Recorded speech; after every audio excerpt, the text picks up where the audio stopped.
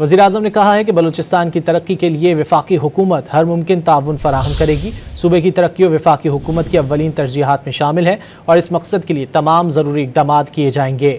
وزیراعظم محمد شہباز شریف سے وزیر اعلیٰ بلوچستان سرفراز بگٹی نے ملاقات کی۔